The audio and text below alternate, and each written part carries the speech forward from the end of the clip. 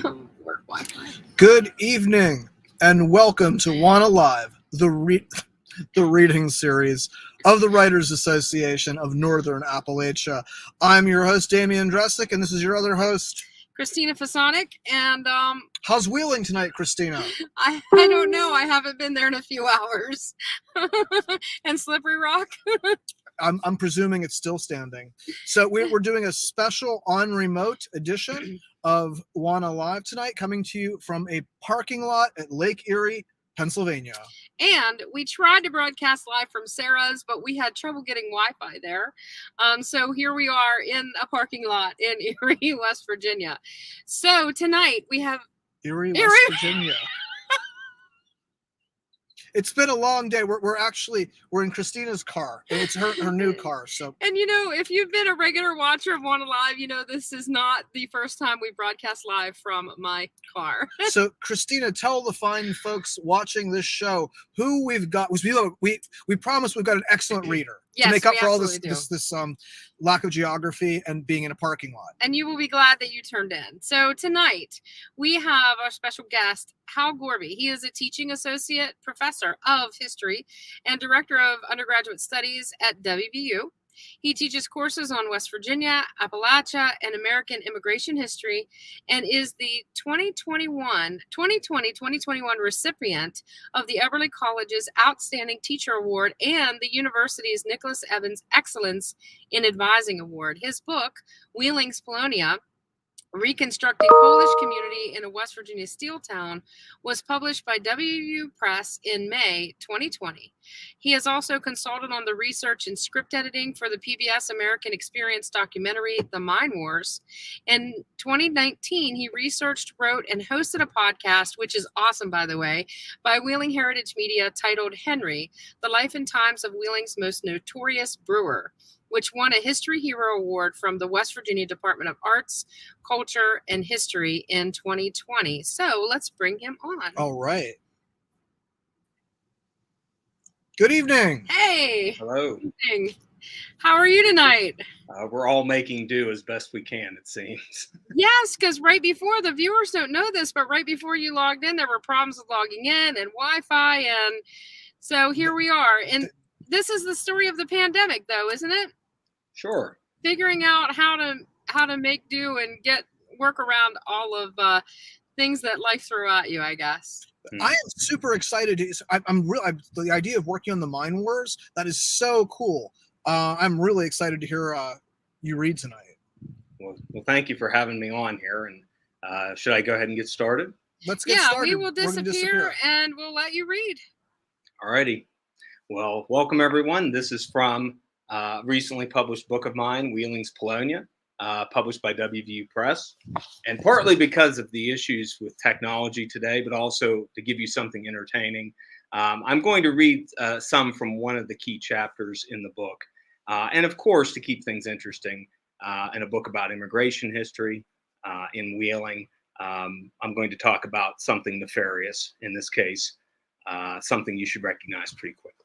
So this is from one of the chapters. On the morning of March 23rd, 1924, federal prohibition officers patrolling the South Side, quote, caught a strong scent of ripe mash, unmistakably arising from cauldrons used in the manufacture of moonshine liquor, end quote.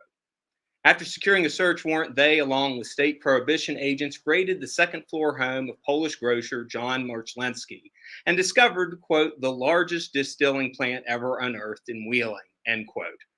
Realizing the nature of the space and its capacity for producing moonshine on an industrial level, the agents found a 50-gallon still, 700 gallons of mash, and almost 100 gallons of liquor.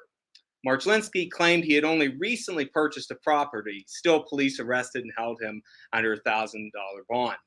In the early 1920s, Marchlenski ran a small grocery at 2624 Market Street, and even after the raid was still operating a small grocery store at his residence.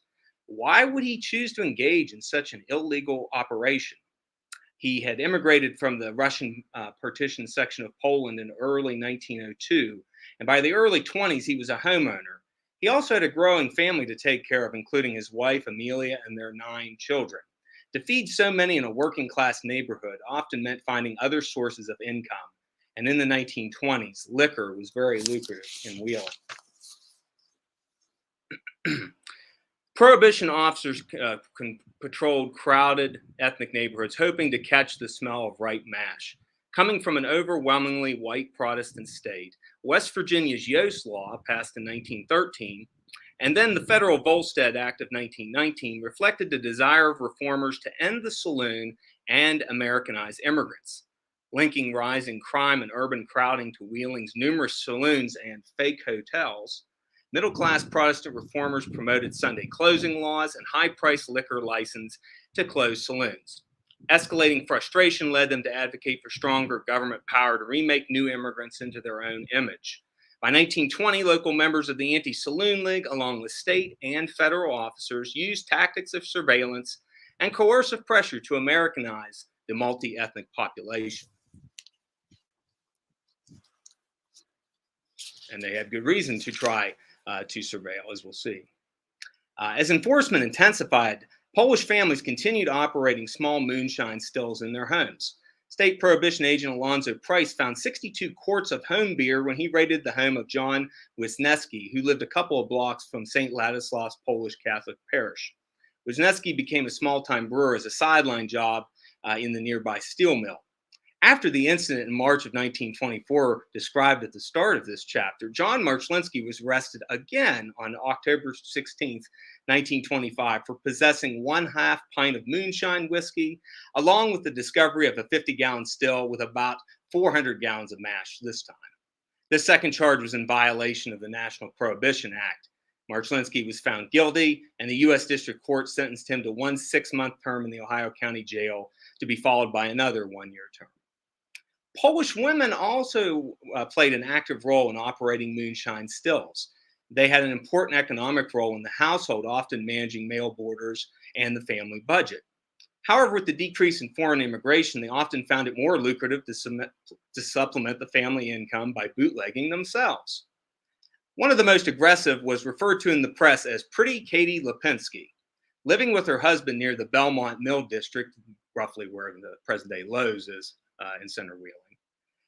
Quote, Fizz Ferret's Tom Arrington and Fred Clayton discovered, quote, a liquor distributing headquarters at 2618 Main Street. Officers described the beverages as, quote, garnished with the setting of maggots, stale butter, and garbage bowels resting close to the kitchen door, end quote. Katie, later referred to as Polish Mary in the press, often defended her reputation in court. In November 1923, she pled guilty to another violation, but was only fined $10. By 1925, she was fighting a federal court injunction on her new place just down Main Street after her and her husband had violated an older injunction. Polish women operating home-sized stills built off of rural traditions of canning and growing gardens. This homework was vital for working-class households as seen in the life of Katie Halenski. Born in Galicia in 1884, she immigrated to the United States in January 1903. Katie and her husband Anthony had quite difficult lives by the 1920s, often moving from one rental property to another with their 5 children. Like many Polish women in South Wheeling, Katie began producing her own alcohol for illicit sale. She was first arrested for making homebrew beer on March 27, 1928, and then again a couple months later in July for possessing 74 quarts of homebrew beer and another 30 gallons that were in the course of manufacture. After she pled guilty in October, the court sentenced her to 60 days in the county jail. By 1930, the family rented a home for $12 a month in a poorer neighborhood near the Belmont Mill, surrounded by Polish households and African-American families who had recently migrated from Alabama. Gendered assumptions of immigrant women's proper roles could lead to harsh treatment. Stella Groski was arrested for operating a small still in Benwood.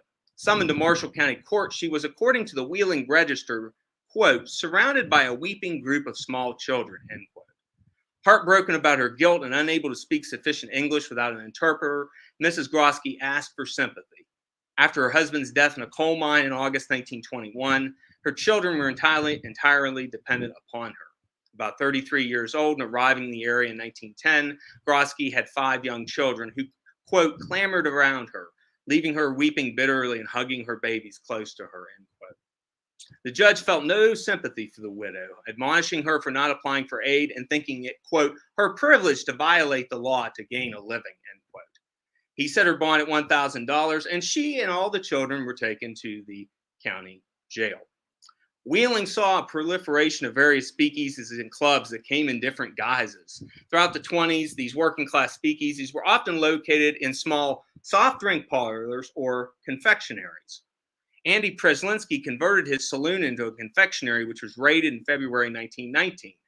Agents in November 1923 found at Mike Radowski's soft drink parlor at 7146th Street what they called 3 gallons of coffin varnish, end quote.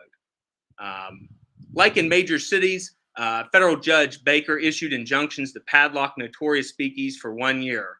In November 1930, the top closure was the Cafe of the Allies at 2338 Market Street, operated by someone known as William Lias Cocos, or Bill Lias. When they tried to enter, Prohibition agents were met by the most sophisticated of Wheeling speakeasy defenses, quote, equipped with electrically operated doors and barricaded so that the agents were compelled to use tear gas to get in. Automobiles supplied speakeasies as a lucrative traffic developed along National Road from Pittsburgh. In the press, these violators were dubbed rum runners. In one instant, a Buick Roadster sped into town, quote, loaded with 15 5-gallon cans containing real rye liquor. And that's just, I'll stop there just to give you sort of a taste of the sort of moonshining and illegal behavior at the time. But this is also a good example of looking at immigrants' life at the time, but having to look at all aspects, the good, the bad, and sometimes the ugly side as well. Thank you so much. That was just absolutely compelling. I normally I wait to the end, but could you hold your book back up again so we can all take a good. Okay, so this is Wheeling's Polonia. Excellent. Yeah, I love having done a lot of research on the 20s in Western PA, particularly looking at books like Millie Bike's the unionization of the book about the unionization of the coal fields, recent immigrants arriving, and written about this. I love this is just absolutely fascinating stuff. Yeah, it absolutely is, and that it's funny because that was the last subject that went into the research and into the eventual book, because I had all this prohibition related material and I thought, is this serious history? And then finally I was like, yeah, it is serious. And this is the kind of stuff people want to read about too. Yes. Yes. And Wheeling history itself, as you know, is just the most amazing history. It's filled with everything you could ever want in a story ever. I mean, it's in our history. When you were doing this research, did you run into any of your own relatives or anybody else that you recognized other than Big Bill? Not so much. I mean, I was kind of more interested in looking at this experience that was different than my own. I'm not actually Polish myself. Oh, I'm not Catholic either. So it kind of came out of sort of going to Wheeling Jesuit University, now Wheeling University, and being around sort of a lot of Catholic students who were also from Eastern European backgrounds, and kind of thinking that was a different experience to my sort of experience. And I sort of came to the topic mainly interested in sort of the history of Wheeling itself, but wanting to focus on some of these immigrant groups. And the Poles just were so interesting, so blue collar in orientation, and their lives complex, and that being very supportive of unions, being very religious and tied to their cultural practices, but then, as we saw in the 20s, not having any problem with openly violating both the state and federal law. No, absolutely. I mean, I think it's so important also just to show the way that the dominant power structure was very interested in marginalizing recent immigrants, particularly like, oh wait, we can't outlaw being from Poland or Italy, but let's find out what Polish and Italian people do. Oh, they'd like to drink alcohol. Let's make sure we can put them in jail for that. And it sounds a little, just kind of, a little familiar with what happens with marijuana later. Right. Oh, Well, and some of the same people that are behind prohibition at the state level and then more so at the federal level are also people, by the time prohibition is falling out of favor, they move directly onto marijuana and well, that's onto. interesting.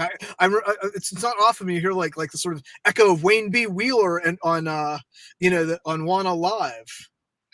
Yes, the head of the main lobbyist for the Anti-Saloon League.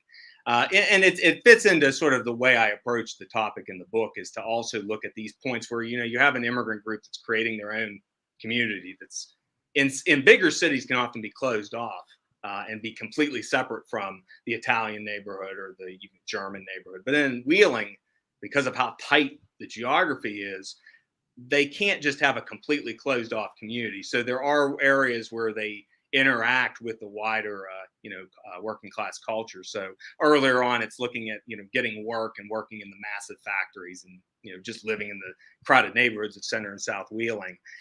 Their role in the labor movement, they're initially despised by labor leaders because they can't speak English, and employers are playing them off against, more established workers.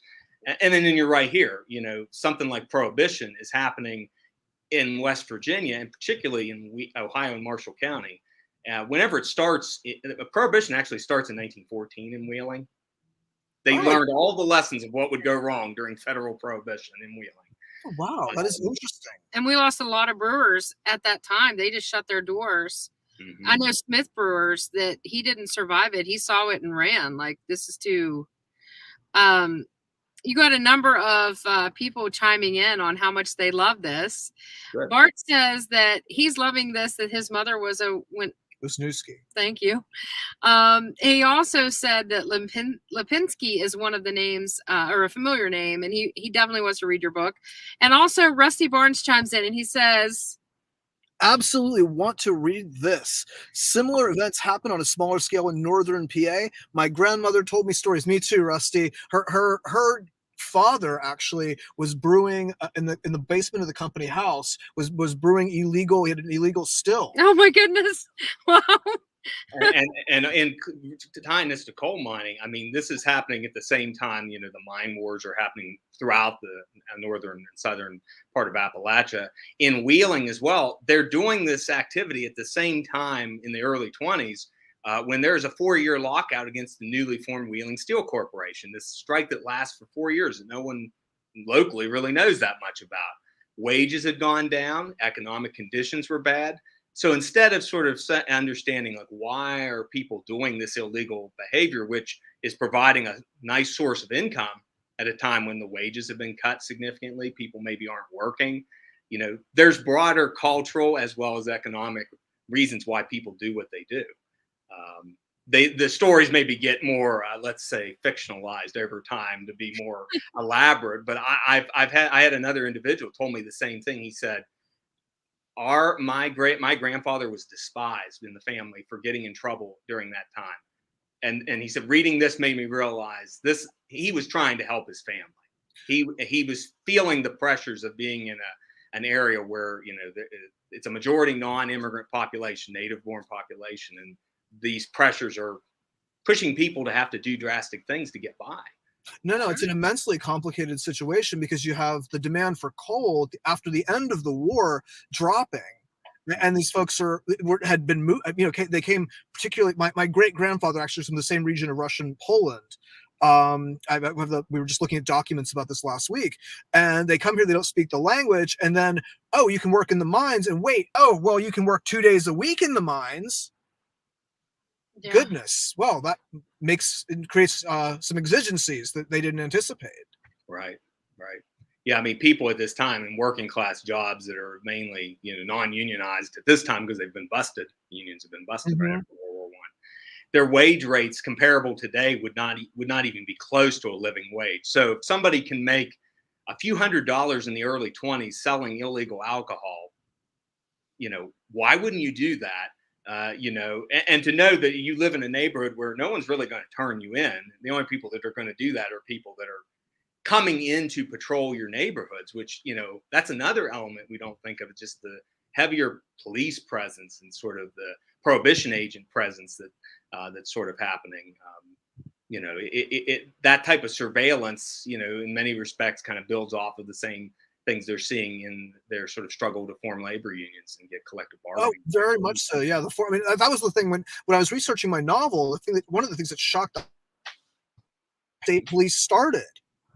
They needed to be able to have a force of police that could go from municipality to municipality without being a part of that particular county or borough or town. I did not know that. Yeah, the Pennsylvania state, they evolved out of the coal and iron police. Oh, wow. Direct. I did not know that. That's incredible. West Virginia formed its state constabulary by law in 1919 during the legislative session, and that's not just random chance. That is happening in other states at the same time, particularly industrial states, where they want this public police force that can get away from having like the Baldwin Phelps detectives and these sort of private armed guards. Well, if you look at some of the people involved, they often early on carry over. So the state police is very actively in the Mustang Mine War story, particularly in 1920-21. There's some of the that's some of the incidents that actually stir up some of that sort of activity. In Wheeling, it's state police, but in this case, maybe more so, state federal prohibition agents as well. Excellent. Well, thank you so much for coming really on. Fun. Really exciting stuff. I'm glad to have the opportunity. You guys have a lot of great authors and books that you cover on this series, so it was great to be able to participate. Thank you for your time. And if you haven't, I encourage everyone out there to download and listen to the podcast about Schmolbach and that history. It was so fun to listen. And since I knew the whole cast, it was even more fun because I was picking out voices of Wheeling people that I know and like very much.